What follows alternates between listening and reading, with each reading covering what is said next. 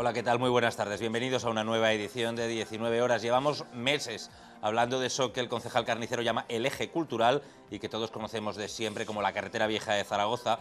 Y ya parece que empieza la batalla, entre comillas. El lunes entran las máquinas y ya la calle va a quedar de un único sentido hasta el fin de los tiempos.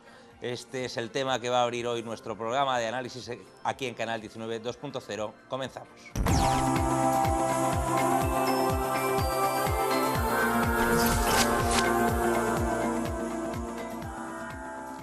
Son 4 fases, 4 tramos en los que está dividido este proyecto en el tiempo. Cada uno de ellos durará unos 2 meses hasta completar los 8 meses que tiene de previsión esta obra, que es, sin duda ninguna, la más importante de todo este mandato. El próximo lunes arrancarán finalmente las obras de remodelación de Ingeniero Mariño y Ramón y Cajal, el conocido como eje cultural. Este mismo miércoles se va a firmar el acta de replanteo y a partir de la próxima semana la calle ya se quedará para siempre con un único sentido, el descendente desde Bejanque a Los Caídos. La próxima semana se comenzará con la realización de las preceptivas catas arqueológicas. Y desde el primer momento se va a realizar el corte para que solo se pueda bajar, es decir, dirección de Plaza de los Caídos, perdón, de Bejanque a Plaza de los Caídos, con esa pequeña dualidad que vamos a tener en la calle La Mina, que ahí sí que va a ser de doble sentido, pero desde el primer momento se va a cortar el tráfico sentido arriba, desde Plaza de los Caídos a Bejanque ya no se va a poder subir. Tramos de acera en las cuales apenas hay 50 centímetros. Entonces, si nosotros queremos tener unas aceras accesibles, que ahora mismo el código de accesibilidad te marca en 1,80 m. Si queremos tener esas aceras y queremos tener calzada, solo nos da para un sentido, no nos puede dar para dos. Si queremos dos sentidos, volvemos a las aceras de siempre o a las mal llamadas aceras de siempre, porque en muchos casos yo creo que no se podría llamar ni aceras. El concejal de Obras ha presentado este martes el proyecto definitivo que se va a ejecutar durante los próximos 8 meses. Una obra que tendrá un costo para el ayuntamiento de 2,3 millones de euros, pero que con las mejoras ofrecidas por las dos empresas concesionarias alcanzan un valor de más de 3,5 millones. Unas mejoras que suponen el arreglo de otras 8 calles no previstas, como Gonzalo Herranz, Francisco Cuesta, Francisco Torres, Sinagoga o Benito Hernando en su integridad. Es una de las calles a las cuales teníamos contemplados poderlo ejecutar en el próximo año, en la siguiente fase de la remodelación del casco histórico, que les recuerdo que iba a ser Plaza Dávalos, Miguel Fluiters, y queríamos comprender también Benito Hernando, pero que con esta mejora nos vamos a ahorrar, las arcas municipales se van a ahorrar el dinero. Esta actuación en esta calle va a ser una actuación integral. Como ven, son 8 calles nuevas a las que se incorporan a este eje cultural. ¿Por qué se incorporan tantas calles y por qué se incorporan? Pues fíjense, de 2.300.000 aproximadamente a 3,5 millones de euros. ¿Por qué se ofertan tantas mejoras? ¿Es que este ayuntamiento es diferente al resto de los ayuntamientos? Pues sí. Las empresas ofertan más mejoras al Ayuntamiento de Guadalajara porque saben que con el Ayuntamiento de Guadalajara se cobra. Y saben que con el Ayuntamiento de Guadalajara se cobra y rápido. Carnicero también ha explicado que las obras se ejecutarán en 4 fases temporales de unos 2 meses de duración cada una. En la primera fase, que quizás sea la más agresiva, que sería desde Bejanque hasta lo que es la calle Sinagoga, en donde tendremos que realizar una labor importante, fundamentalmente de saneamiento y de abastecimiento, se unirán también la calle Francisco Cuesta y tramos de Benito Hernando y de Ingeniero Mariño. La segunda fase, que vendrá también de parte de lo que es la antigua la calle Ramón y Cajal, la concatedral, que en donde tendrá especial incidencia y donde se tendrá que remodelar de una manera integral, y también el entorno del Palacio de la Cotilla. La tercera fase será la parte inicial de Ingeniero Mariño junto con Francisco Torres y la calle Fernando Palanca y la prolongación de la calle Pedro Pascual. Y la cuarta fase será todo lo que es el entorno del antiguo aparcamiento del Colegio Cardenal González de Mendoza y de la calle La Ronda. Para facilitar la información a los usuarios y minimizar molestias, se ha habilitado un teléfono gratuito de información, el 800-007-316, y se instalarán 2 casetas de información en ambos extremos del eje cultural. Además, el Ayuntamiento ha editado un vídeo corporativo con el que iniciará una campaña publicitaria. Pues eso, que va a ser la madre de todas las obras en esta legislatura. Pues nosotros tenemos al habitual de los martes, a Borja Montero, que ha venido para participar con nosotros en el que va a ser su último 19 horas. Bienvenido y muchas gracias por todos estos días de colaboración. Bueno, buenas tardes y bien hallado durante este año, un poco más de un año que he estado aquí colaborando con vosotros. Año y 4 meses. ¿Qué te parece esto de que empiece ya la obra? Hay algo muy determinante y es eso de que el primer día que entran las máquinas, aunque no haya necesidad, el primer día ya se pone la calle como va a quedar, de un sentido. Siendo precisamente ese el cambio más dramático que va a sufrir la calle a nivel de uso de los propios ciudadanos, al fin y al cabo es esta reordenación del tráfico tan drástica, está bien que se haga en un primer momento y además que ese primer momento coincide un poco pues ya con el inicio del verano, pues que siempre hay algo menos de movimiento de coches, aunque bueno, suele ser sobre todo en agosto cuando se nota más esa falta de tráfico y esa falta de actividad en la zona, pero bueno, yo creo que está bien que ya que los ciudadanos se vayan acostumbrando cuanto antes a que esto va a ser así, a que esa calle va a ser ya solamente en sentido Bejanque hacia la zona del Infantado, y también es muy buena esa idea de haber puesto esas casetas de información y ese teléfono gratuito, porque es cierto que muchos conductores, que a lo mejor los que pasan por allí todos los días pues ya más o menos habrán visto más o menos cuál puede ser la ruta que van a tener que seguir ahora, pero a lo mejor alguien que en un momento dado necesita pasar en coche por esa calle y que no circula habitualmente, pues puede dar un telefonazo y decir, oye, tengo que ir de Aguas Vivas a no sé dónde, ¿por dónde puedo pasar ahora? Oye, cómo alardeaba Carnicero de mejoras, ¿eh?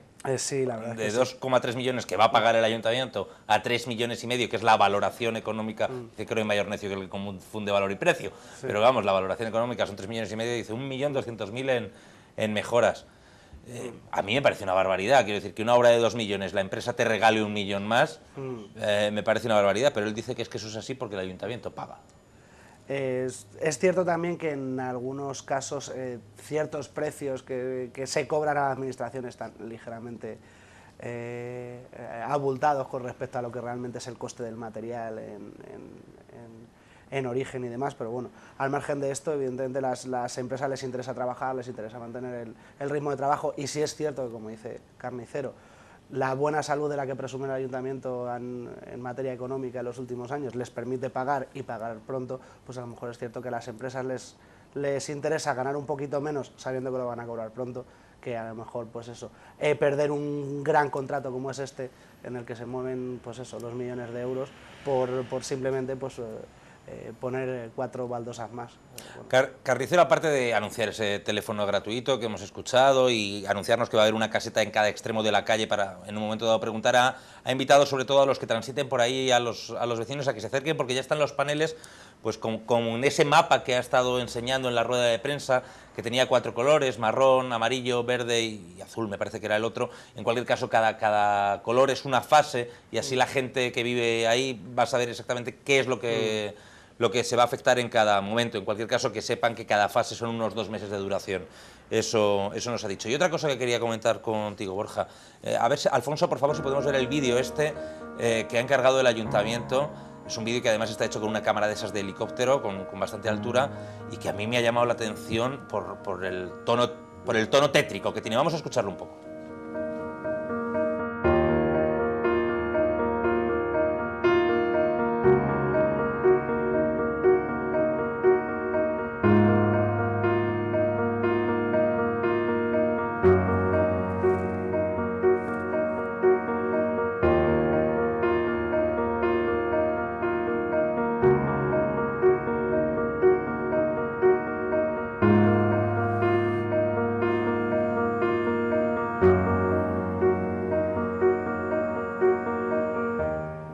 Ya verá el ayuntamiento que quiere indicar, pues para indicar lo mal que está la calle, que lo está, que está verdaderamente horrible, pues nos presenta este vídeo en blanco y negro, con una música muy triste, no sé, yo esperaba un poquito de...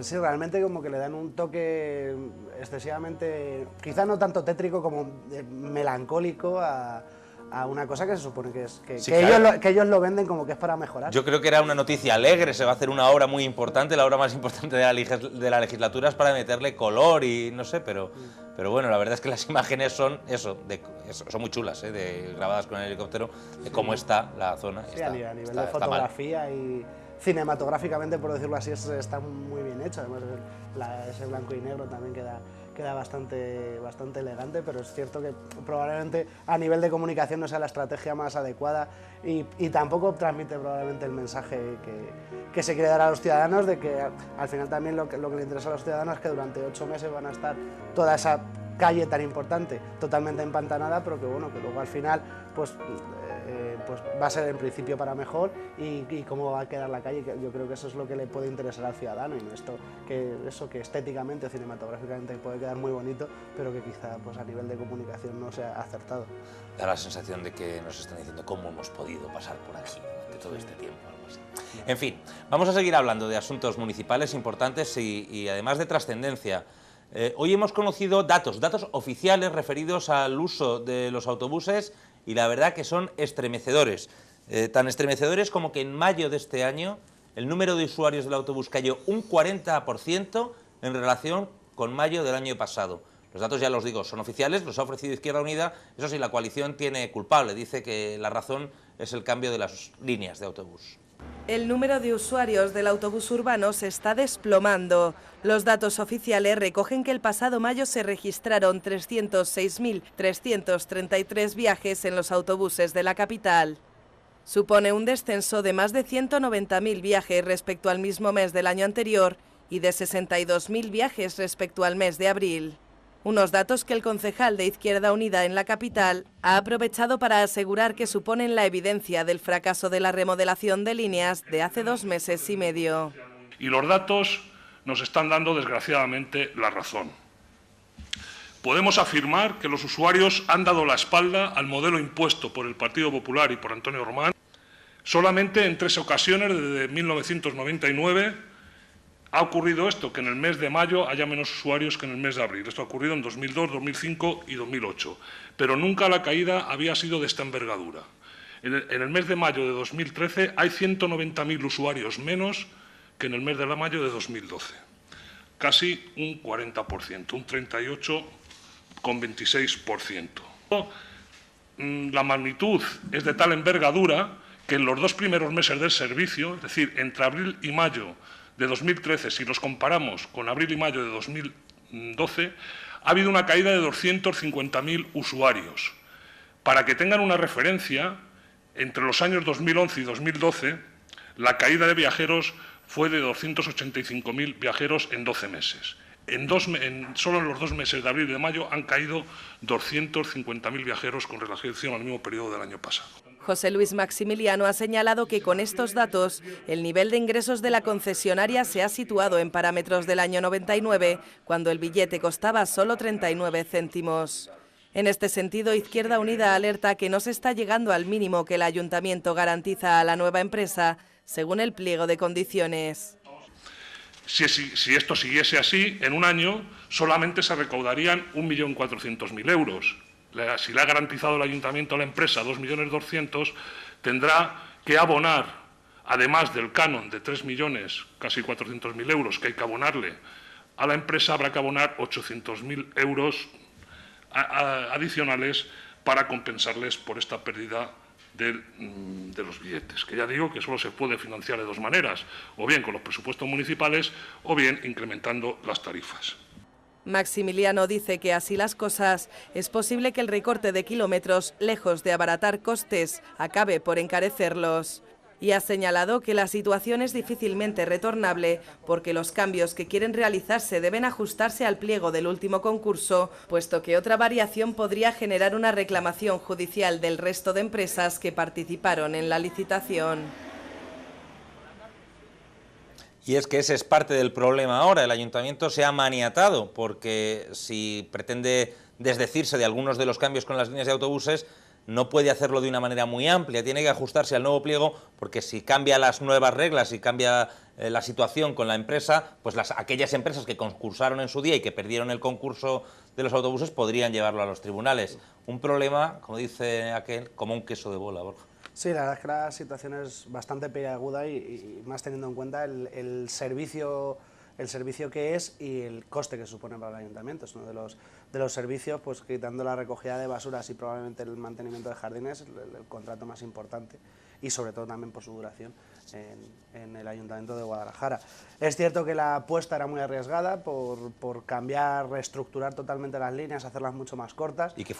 Y la idea era que fuera más barato, y al final nos podemos encontrar con que sale la jugada al revés. Claro. Eso, ahí ya pues entraba la respuesta que tienen los ciudadanos al nuevo modelo. Evidentemente sobre el papel y con los datos de viajeros, e incluso esperando que se incrementaran, por eso de que hemos hecho las líneas más rápidas y más cortas y que funciona mejor el servicio, pues evidentemente el canon o las compensaciones que hubiera que pagar a la empresa serían menos, porque la empresa recaudaría a través de los billetes.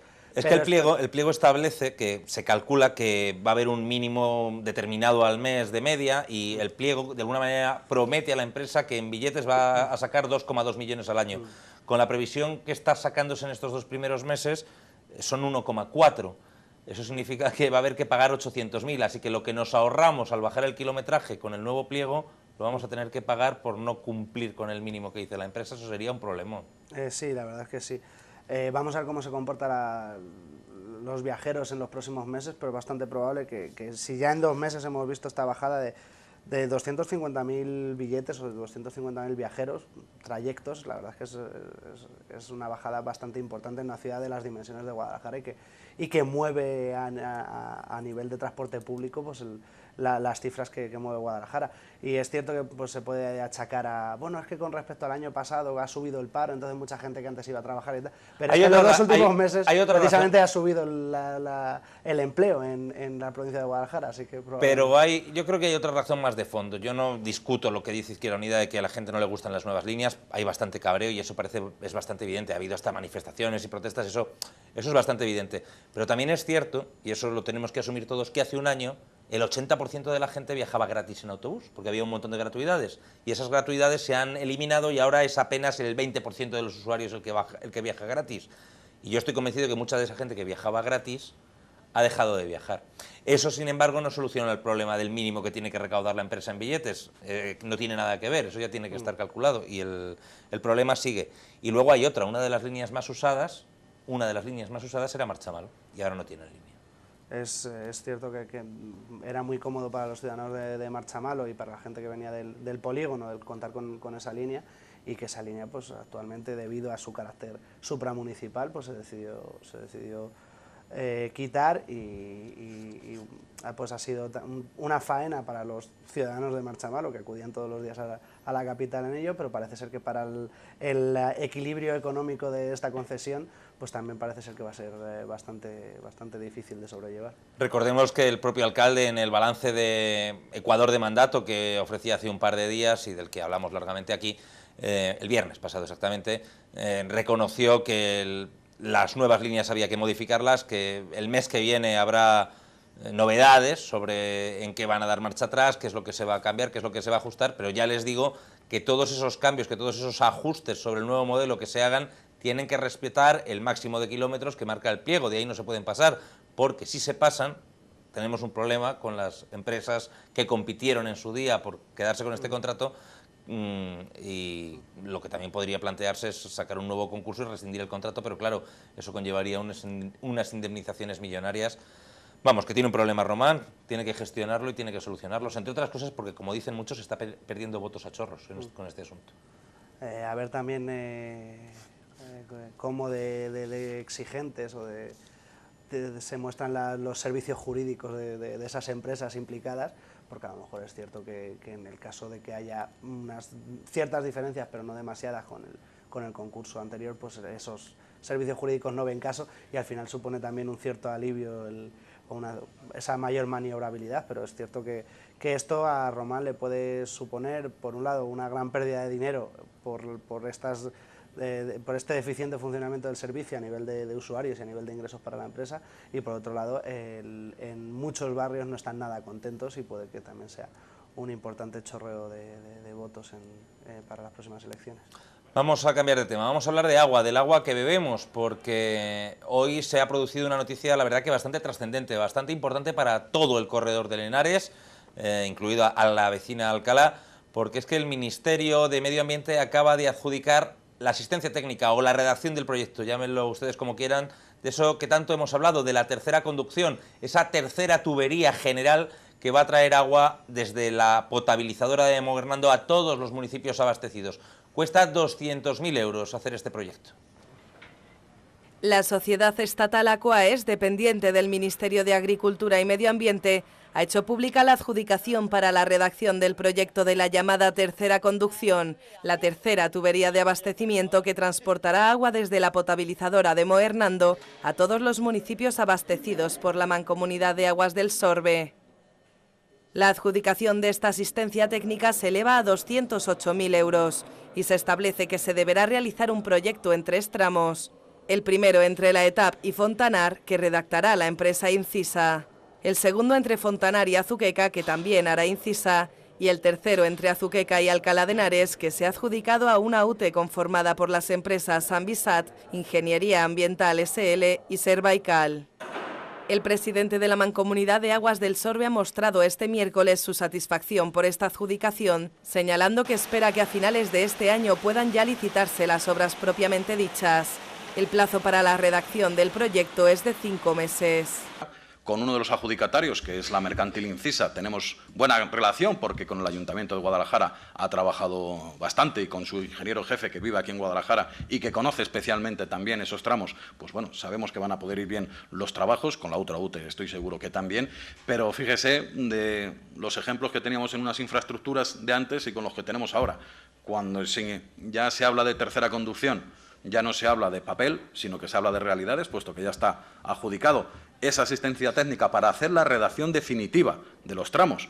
Y nosotros desde la Mancomunidad vamos a incorporar diferentes proyectos y diferentes estudios que tenemos de los tramos que se plantearon en su día para realizar la tercera conducción. Y como hablaba con el otro día con la nueva directora general de Aquaes. Aquaes es una empresa pública ahora que se han fusionado, que era antes Aquasur, Aquatajo y Aquaebro. Hablaba con su directora porque las intenciones que tienen es acabar en cuanto antes estos proyectos para poder llegar a tener a final de año las licitaciones. Y es una magnífica noticia para toda la Mancomunidad y para todo el corredor del Henares, para las prácticamente 400.000 personas que componemos la Mancomunidad de Aguas del Sorbe, y que nos vamos a ver enormemente beneficiadas de esta tercera conducción. Fíjese si hay dudas o no hay dudas acerca de la tercera conducción, que la semana pasada fue una semana negra para la Mancomunidad de Aguas del Sorbe, porque todos los días, hubo roturas de la primera conducción. Cuando no era Moguernando, en el tramo de Moguernando, que se rompió por 2 veces, era el tramo de Humanes. El tramo de Humanes rompía el de Junquera. Al final es que la primera conducción es que data del año 69. Hay que recordar que la construcción de la tercera conducción prevé una inversión de más de 50 millones de euros y se espera que buena parte de ellos se financien con fondos europeos. La obra ya aparecía en los últimos presupuestos generales del Estado. Y es que recuerden que el plazo es muy claro, lo marca Europa a finales de 2015, esa pedazo de tubería enorme entre La Etap y todos los municipios debe estar culminada, la tercera conducción, lo que ha peleado Carnicero por esta tubería. Sí, la verdad es que ya por fin lo vemos y se le notaba bastante contento cuando hablaba de que en esos viejos proyectos que ya han pasado, que ya no son papel y que ya están siendo realidad. Puede parecer un poco extraño que para esta obra se necesite hasta dividirlo en 3 tramos y que sean 3 empresas distintas, bueno, en este caso 2 empresas, pero bueno, 3 licitadores distintos los que se encargan de la redacción del proyecto, porque parece que bueno, que es colocar una tubería entre Moguernando y Alcalá, pero bueno, técnicamente es algo más difícil que eso, porque es una zona con mucha población que también puede afectar a un futuro desarrollo urbanístico de estas ciudades. Entonces los ingenieros tienen que mirar mucho pues, por la protección medioambiental. Uno vive en Guadalajara, que lo ha dicho Carnicero. Incertidumbre y sí, estoy muy contento porque uno de los ingenieros jefe de esta empresa vive en Guadalajara. Pues vale. Pues bueno. Entonces, pues a ver si esta asistencia técnica, esta redacción del proyecto, pues tarda lo menos posible y se cumplen los plazos. También porque Europa obliga y aprieta, y es una obra que va a ser costosa, que va a ser laboriosa de hacer, y bueno, pues hay que hacerla en apenas un par de años. Y recuerden además que al final la tendremos que pagar entre todos, porque al final las cosas son así sí o sí, habrá que repercutirla en el precio del agua, pero eso ya llegará cuando tenga que llegar. De momento no nos preocupemos por adelantado. Y de una buenísima noticia, como es esta adjudicación de la redacción del proyecto de la tercera conducción, a una, si no mala, pésima. Hoy ha habido nueva rueda de prensa de la plataforma del tren de Henares, la plataforma en defensa del ferrocarril del Alto Henares, el tren que va a Sigüenza. El tono se va mudando en ira. Tan es así que el presidente de la asociación, que es alcalde del Partido Popular en Espinosa, ha pedido la dimisión de un director general de la Junta de Comunidades. El caso es que ayer hubo reunión con el Ministerio de Fomento y tampoco se han aclarado definitivamente las cosas. Incertidumbre y enfado. Esas fueron las sensaciones que transmitieron los representantes de la plataforma del ferrocarril tras reunirse durante los últimos días con representantes de la Junta de Comunidades y el Ministerio de Fomento. Y todo a poco más de 2 semanas de que se recorten el número de trenes de la línea Madrid-Sigüenza. Al día de ayer no hay nada, como creo que al día de hoy ni al día de mañana. Debe estar la cosa tan mal, que no saben cómo meterle mano. No obstante, los miembros de la plataforma sí mostraron 2 actitudes muy diferentes según hablasen de un interlocutor u otro. Así, Pedro Rubio, presidente de la plataforma y alcalde del Partido Popular, exigió la dimisión del viceconsejero de Fomento tras la reunión celebrada el pasado jueves. Fue decepcionante y en un momento determinado dijo, bueno, como nos hemos enrocado aquí, yo levanto la sesión. Cogió el teléfono y se levantó y allí nos dejó. Es decir, yo todavía no entiendo cómo el número 2 de una consejería puede hablar con tanto desprecio de los ciudadanos de esta provincia referente al tema del transporte por ferrocarril.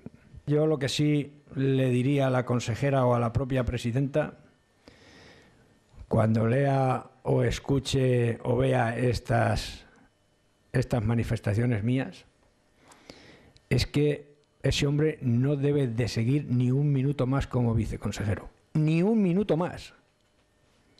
Es decir, el coordinador de la plataforma lo que pide es que lo echen, si es posible hoy, mejor que mañana. Que lo echen.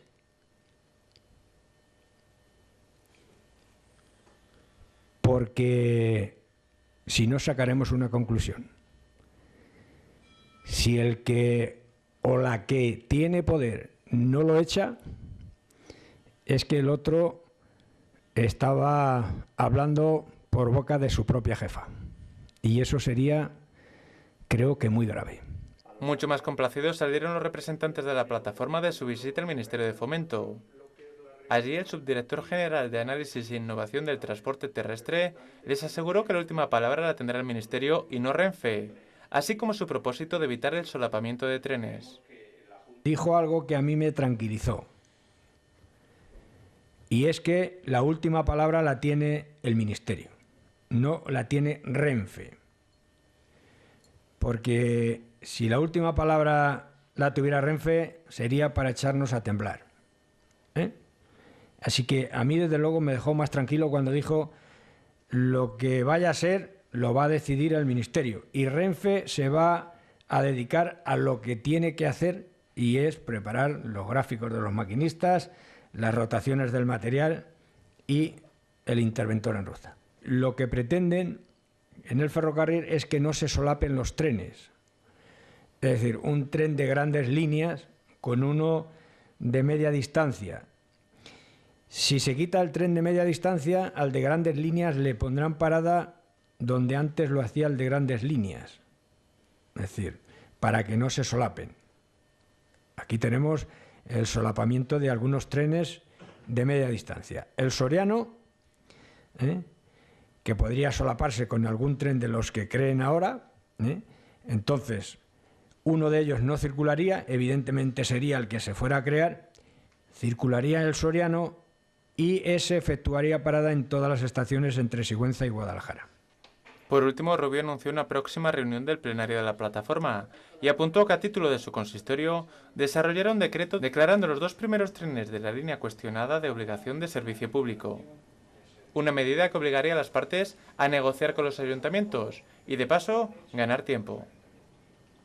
Mucho que comentar, vamos a tratar de ser breves, pero vamos, a mí me deja la sangre fría la dureza con la que se ha expresado el presidente de la plataforma, ahora ya sí, a la tercera rueda de prensa, dando cera de la buena a alguien de su propio partido y con un diputado regional del PP sentado a su derecha, José Manuel Latre, el alcalde de Sigüenza. Han pedido sin ambajes que se carguen a un viceconsejero. Lo comentábamos la semana pasada, es verdad que había una postura un poco más beligerante por parte de los sindicatos y los partidos un poco más de izquierdas y una postura un poco más conservadora porque no se sabía muy bien lo que iba a pasar. Cuando ya has tenido reuniones con la Junta y con el Ministerio y ves que esa dejación, en mi opinión, dejación de funciones de que los propios responsables de la cosa no son capaces de decirte a la cara lo que va a pasar, cuando probablemente sí lo sepan, o si es verdad que no lo tienen claro, que te digan que no lo tienen claro, pero que algo va a haber, pues yo entiendo el cabreo que puede tener esta plataforma que ya tiene muchos meses de funcionamiento, que lleva mucho tiempo informando a la gente de lo que puede pasar y que están muy concienciados con la necesidad social de que se mantenga en la medida de lo posible pues esa línea tal y como está. Claro, pero es que si el portavoz fuera Julio García, que es del PSOE, o Dani, del PSOE, o Dani Jiménez, o hemos visto ahí a Tienza, de Izquierda Unida, o uno de los sindicalistas, pues puedes esperar esta virulencia. Pero estamos hablando de un alcalde del PP y sentado a su derecha un diputado regional del Partido Popular. Y lo que ha dicho el portavoz, el presidente y portavoz de la plataforma, es que si Cospedal no quita a ese viceconsejero de Transportes, es que está avalando lo que ha dicho y eso le parecería muy grave. Ojo. Tampoco entiendo la sorpresa del portavoz de la plataforma cuando Marta de la Calzada vino hace un par de semanas y dijo que ellos, que lo que quisiera hacer Renfe y el Ministerio, que a ellos les iba a dar igual, que le iban a aplaudir. Es un poco como el personaje que era, no, Saulo es el que se cae del caballo, ¿no? Pues sí, como Saulo que se cae del caballo. Ha tenido que caerse del caballo para... Pero bueno, es cierto, lo que se refiere también es esa falta de respeto a los ciudadanos, o sea, esa manera de dejar con la palabra en la boca a alguien que ha venido, se ha desplazado a verte, ha tenido que hacer montones de llamadas telefónicas para poder concertar una cita contigo y simplemente porque no te gusta lo que te está diciendo te vas. Yo entiendo que se queje de esa falta de respeto y yo creo que también alguien que está en un cargo público, cuando un ciudadano lo reclama, que al final ellos están al servicio del ciudadano, debe ser lo más comprensivo posible. No digo que justificarlo todo o cambiar todas las posibles, pero por lo menos que mínimo que debatirlo de una forma razonada y no simplemente coger el portante y marcharse. Y sobre todo en estas cosas hay que vestirse por los pies. Si el gobierno central y el gobierno regional lo apoya, han decidido que hay que eliminar trenes, que digan de una vez cuáles y que justifiquen por qué. Y que se enfrenten a lo que se tengan que enfrentar. Lo que no se puede seguir es con este mareo y con este mareo y con no te lo digo y con ya veremos y con no lo sé. Digan ustedes de una vez cuántos trenes quieren quitar y siéntense a negociar cuáles sí, cuáles no, que se puede solventar y cómo lo podemos arreglar, pero con la verdad por delante. Antes de irnos a publicidad, un último tema, no por anunciado deja de ser noticia. Finalmente, tal y como habían dicho los ecologistas, Ecologistas en Acción ha presentado un recurso de reposición contra el permiso que dio el Ministerio de Industria para eso del fracking en el norte de la provincia. Tal y como habían anticipado, la organización Ecologistas en Acción de Guadalajara presentó finalmente este lunes un recurso ante el Ministerio de Industria, Energía y Turismo contra el permiso otorgado a la empresa Frontera Energy Corporation para iniciar una nueva investigación sobre un proyecto de extracción de gas mediante la técnica del fracking en el norte de la provincia, en la zona de la frontera con Soria.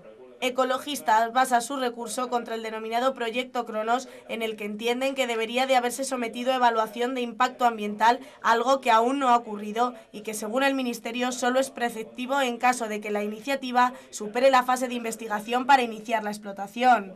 Dicen los ecologistas que faltan informes que aseguren una adecuada valoración de los intereses en conflictos, que hay serios indicios de impactos ambientales no considerados en la decisión, que se han vulnerado el principio de precaución en materia ambiental y que el proyecto afecta a varios espacios de la Red Natura 2000 que hacen que el permiso otorgado el pasado 26 de abril vulnere el ordenamiento jurídico vigente.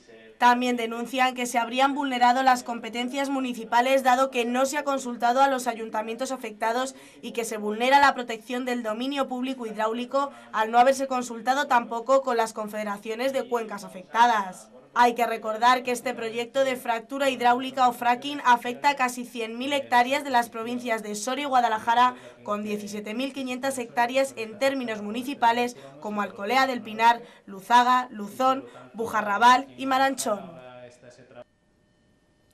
Pues ya ven, el proyecto antifracking, la gente antifracking, que ya tiene un recurso de reposición puesto. Por cierto, quería comentarles que lo comentamos que la semana pasada, el viernes creo que fue, se presentó por fin algo que también se había anunciado, la plataforma contra el fracking en la provincia, que está conformada por 5 de los ayuntamientos de la zona, Ecologistas en Acción, la asociación Queremos Futuro, que es esa asociación de municipios y de gentes de la comarca del Ducado de Medinaceli, que se creó cuando el incendio del año 2005, los sindicatos de clase, PSOE e Izquierda Unida. Ya llevan recogidas 8.000 firmas contra el proyecto de fracking, 8.000 el viernes pasado, a estas alturas igual ya están por las 9.000 o las 10.000, y bueno, siguen trabajando por parar este proceso. Y hasta aquí la primera parte, Borja. ¿Algo que decir de este asunto? Pues nada, simplemente que la reclamación de los ecologistas tiene su razón de ser en el momento en que para ciertas cosas que se exige un estudio de impacto ambiental y sin embargo en este caso no. O sea, primero dinos si eso puede ser dañino para el medio ambiente y luego ya dejas hacerlo, ya sea en su fase de experimental o en su fase de explotación, pero será igual de dañino en su fase experimental que en su fase de explotación. Bueno, pues hasta aquí la primera parte de este 19 horas, unos minutitos de publicidad y a la vuelta hablamos de ese proyecto que ha puesto en marcha o que quiere poner en marcha la Junta de Comunidades, que se llama Abriendo Caminos y que básicamente consiste en poner clases de recuperación de lengua y matemáticas a los alumnos de cuarto de la ESO en el mes de julio. Todos los sindicatos se han puesto en contra y prácticamente la unanimidad de los institutos de la provincia. Precisamente con la presidenta de los directores de instituto vamos a hablar para que nos explique por qué le parece tan mal este proyecto de la Junta hasta ahora.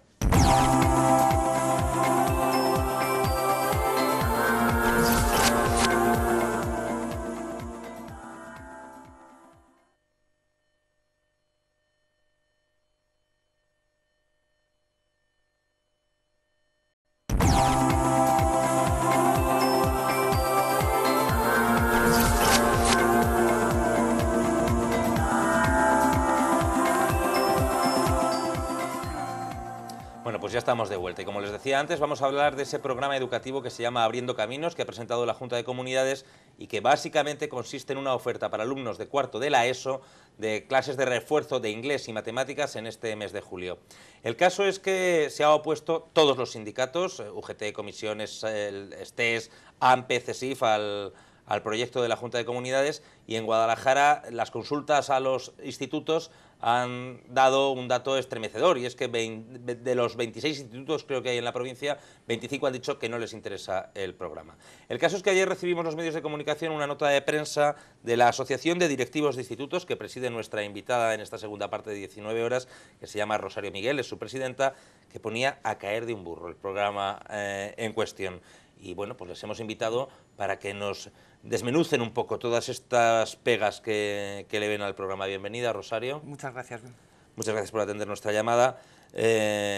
Lo primero que le quería decir, la Junta lleva días diciendo que todo este movimiento en contra del programa es cosa del PSOE, de los sindicatos de izquierda y de a lo mejor unos profesores resentidos con los recortes y con los problemas que ha habido a lo largo de los últimos 2 años, que se están ustedes vengando de la Junta por esos recortes y que quienes los van a pagar son los chavales. Hombre, a mí me parecen unos argumentos... Los ha dado, no me los estoy inventando.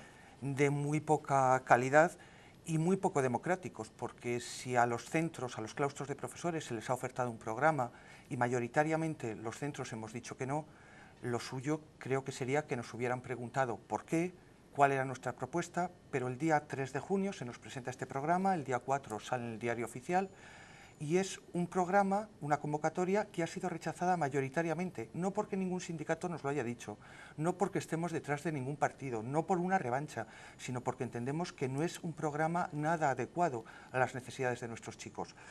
nuestra asociación, la Asociación de Directivos de Guadalajara, en la asamblea que tuvimos ayer, entendimos que era conveniente precisamente puntualizar todos estos aspectos, porque los claustros, y en concreto los directivos de los centros, entendemos que no es la mejor forma, ni mucho menos, de ayudar al alumnado ni de prevenir el abandono escolar. El dato es correcto, ¿no? Solo un instituto Solo ha un dicho instituto. sí, creo que el Instituto de Sigüenza. Según nuestros datos... Y los otros veintitantos han dicho no. Han dicho no, y además de una forma mayoritaria, por los datos que conocemos.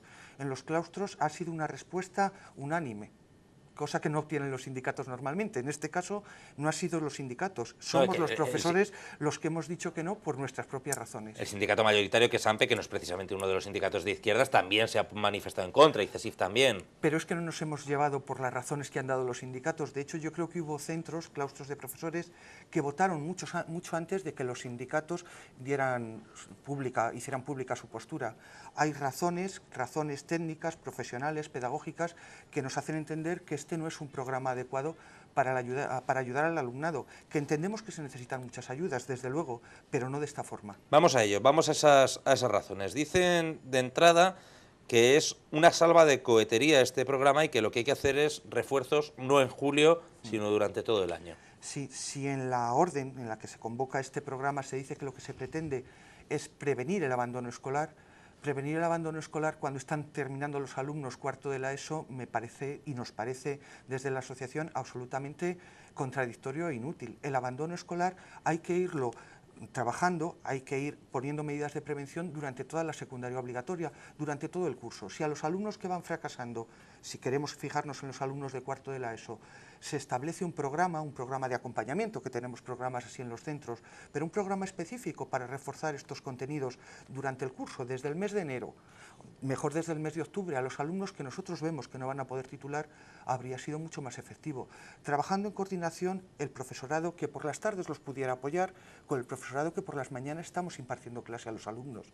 Con una coordinación, con unas pautas concretas, seguro que habíamos obtenido resultados muy beneficiosos. Luego lo tachan de discriminatorio. Dicen que es discriminatorio porque deja fuera a aquellos alumnos que les hayan quedado más de 3. Sí. Esto es para, como máximo, al que le hayan quedado máximo 3 asignaturas, y una de ellas obviamente tiene que ser lengua o matemáticas, y tienen que tener un 3 como mínima calificación. ¿De verdad es discriminatorio? Pues sí es discriminatorio, porque parece hecho sin mucho conocimiento del tipo de alumnado que hay en los centros, de cuál es la situación de los centros. Este programa podría atender, por lo que ayer en la asamblea poníamos en común entre los distintos directivos, podría atender a un 10%, como mucho a un 20% en algún caso del alumnado que suspende y que tiene en septiembre que presentarse a la prueba extraordinaria. No atiende las necesidades de los alumnos. Atender solamente lengua y matemáticas es absolutamente restrictivo. Y alumnado... ¿Por qué? ¿Pero por qué es restrictivo? Mucha gente, muchos padres entendemos que lengua y matemáticas son los dos pilares de la educación. Sí, pero esos pilares hay que reforzarlos desde el principio. Si vemos las estadísticas que tenemos en los centros de cuáles son las materias que los alumnos suspenden, es verdad que lengua y matemáticas están entre ellas, pero en cuarto de la ESO están física y química, inglés, quizá ciencias sociales. Hay otras materias que los alumnos suspenden masivamente y a los que este programa no ayuda. Reforzar únicamente lengua y matemáticas no resuelve el problema de los chicos. No, termine. Se podría haber pensado, yo creo que si este programa se hubiera hecho en colaboración con los centros, pidiéndonos opinión, pidiendo una oferta que podríamos sacar los centros, a lo mejor sí que habíamos podido ayudar a los alumnos. ¿Usted cree que la idea se le podría dar una pensada, dar una vuelta y hacer algo útil? Yo creo que se podría dar muchas vueltas, y que es verdad que hay que ayudar a los chicos en todas las etapas, y al final de la etapa, desde luego que hay que hacerlo. Pero no solamente centrarlo en 2 materias. Me gustaría que alguno de vosotros os pasaseis durante el mes de julio por un instituto y estuvierais 2 horas y media en un aula. Eso es un horno. Un alumno... Bueno, sí, pero toda la vida han suspendido los chavales, y toda la vida se les ha llevado una academia en verano y no se han muerto. Pero 5 horas de clase durante el mes de julio, 2 horas y media de lengua y 2 horas y media de matemáticas... Pues se da de 8 a 10 o de 8 a 10 y media, que tampoco pega mucho el sol y ya está, no sé. ¿De verdad que eso es un problema, que no haya aire acondicionado? No, no solamente es que no haya aire acondicionado, es que pedagógicamente para un alumno estar 2 horas y media de estas edades, de las edades que estamos hablando, alumnos que han fracasado porque a lo mejor tampoco su hábito de trabajo es lo más adecuado, por sus condiciones, por lo que sea, 2 horas y media de una materia no es francamente muy soportable para los chicos. Se podrían haber hecho otras propuestas, y nosotros estamos dispuestos a hablar y a plantear otras alternativas, pero nos parece que es una medida que se ha hecho de forma apresurada y de verdad sin atender a las necesidades de los chicos. Ya, pero como tanto como para decir que no, yo entiendo todos sus reparos. Entiendo esto debería ser así, esto debería ser así, tendría que haber más asignaturas, tendría que admitirse alumnos que le hayan quedado más de 3. Entiendo todos sus reparos, pero no termino de entender que aún así digan que no. Bueno, será mejor que nada. Bueno, nosotros creemos que poner una medida, venderla o plantearla como una solución a un problema y que esa medida no sea la solución no es lo adecuado. Decir que sí a esa medida sería apoyarla como una solución a la situación que tenemos, y no lo es. Insisto, que esto podría atender a un 10% como mucho del alumnado que va a tener que presentarse a la prueba de septiembre. Luego hay otro tipo de alumnos a los que no podría atender, alumnos que están en localidades que tienen transporte escolar. Eso es otro de los argumentos que le quería preguntar. Eso sí que parece bastante evidente, que la zona rural queda completamente desatendida de este programa. Todas aquellas localidades que tienen transporte escolar quedan desatendidas. Aquellas localidades en las que hay un solo centro tendrían mucha dificultad para ponerlo en marcha, porque a lo mejor en los centros no cumplimos, ninguno de los centros de los que hemos consultado, que son la mayoría, tiene el mínimo que establece la convocatoria de 12 alumnos para poner en marcha ese programa, porque, repito, es que no hay alumnado que cumpla estas condiciones. Hay otro tipo de alumnado al que hay que ayudar. Entonces se podría plantear que en una localidad como Guadalajara, con varios centros, o una localidad como Azuqueca, con varios centros, se pusiera un programa que atendiera a alumnos de un centro, de otro, y que les pudieran allí dar el refuerzo. Hacer en un centro una especie de academia con todas las asignaturas para que todos los de Azuqueca acudieran a ese mismo centro de refuerzo o algo así. Todos los de Guadalajara podrían acudir, pero ¿qué pasa con los centros de Mondéjar, Pastrana, Cifuentes, Brihuega? Sigo con la lista donde solo hay un solo centro. Aquí no hay 12 alumnos que puedan ir, 12 alumnos que estén en el mes de julio, que tengan transporte escolar, que tengan medios para ir. Entonces vemos que discrimina a una parte muy importante de toda la zona. Borja. Me preguntaba yo, después del rechazo de los sindicatos, después del rechazo de los que trabajan con los alumnos, supongo que en otras provincias también habrá pasado algo parecido, también con los directivos de los centros.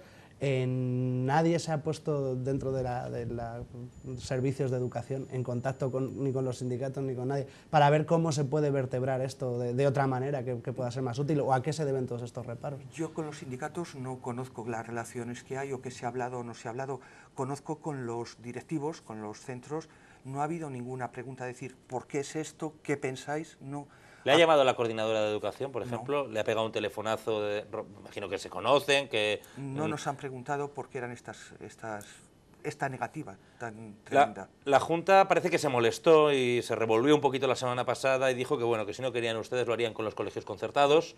Al final acabaremos viendo cómo los recursos públicos que podían haber utilizado ustedes los van a utilizar los colegios concertados, que seguro que no se dan con tantos remilgos. Yo también he oído decir a algún representante de los colegios concertados que tampoco tenían alumnos de estas características. No lo sé, no sé si los tienen o no. Si ahora han sacado una nueva convocatoria, se publicó la semana pasada diciendo que se oferta a los colegios concertados y que la Junta establecerá unos centros públicos o unos centros de referencia para aquellos que lo puedan solicitar, pero no sabemos en qué condiciones ni cómo se puede hacer. Oiga, la Junta también ha dicho una cosa que me parece un argumento de peso. Ustedes pues, han utilizado sus criterios pedagógicos, profesionales, y son muy respetables, yo no los voy a poner en duda, pero a lo mejor no han pensado en lo que piensan y creen los padres, que también son importantes. A lo mejor hay muchos padres que hubieran dicho, yo sí quiero este programa. No lo sé, con nosotros no se ha puesto en contacto ningún padre. ¿Y ustedes se han puesto en contacto con las asociaciones de padres? ¿Les han preguntado? Nosotros lo que hemos hecho ha sido transmitir la información a las asociaciones de padres y que yo conozca no ha habido ningún tipo de respuesta. A lo mejor hay respuestas individuales de algún padre preguntando por ello, pero como la Junta lo primero que hizo fue plantearnos esta posibilidad a los claustros, con criterios pedagógicos, organizativos, los claustros han decidido. Y yo entiendo que cuando se hace una pregunta a alguien, pues tienes que esperar que la respuesta sea sí o que sea no. En este caso ha sido no, y entiendo que nos deberían preguntar eso, ¿por qué? Nosotros hemos pensado en los padres y sobre todo hemos pensado en algo muy importante, que son los alumnos. Claro que todos al actuar como funcionarios, como profesores, estoy convencida de que el 100% del profesorado cuando ha votado en conciencia, pensando lo que es más favorable para el alumnado. Pero la respuesta ha sido esa, y no creo que a nadie se le haya pasado por la cabeza el no pensar en sus alumnos.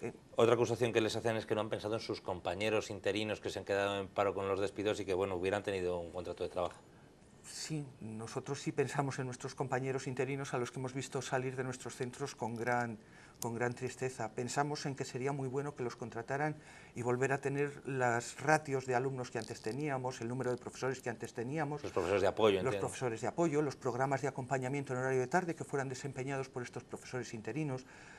Pero al final creo que las razones que han pesado, y hablo generalizando todas las opiniones que he oído, lo que ha pesado más es un criterio fundamentalmente pedagógico y creo que desde los directivos también un criterio organizativo de los centros, porque esta convocatoria de alguna forma impide la organización que nosotros teníamos en el mes de septiembre. El mes de septiembre es un mes muy complicado, donde en muy pocos días tenemos que hacer muy pocas cosas, y con esta convocatoria se nos establecía un día de exámenes obligatoriamente, el día 6 de septiembre, que es el día que ya empieza la matriculación.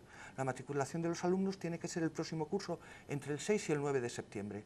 El 6 es viernes, el 9 es lunes. Sí, que les trastocaba el programa. No. También se han quejado de eso, de que al que haga el curso les dieran medio punto más. Dicen que eso es una injerencia en su evaluación, ¿no? No es que sea una injerencia, es que no concuerda, no tiene ninguna coherencia con nuestras líneas pedagógicas.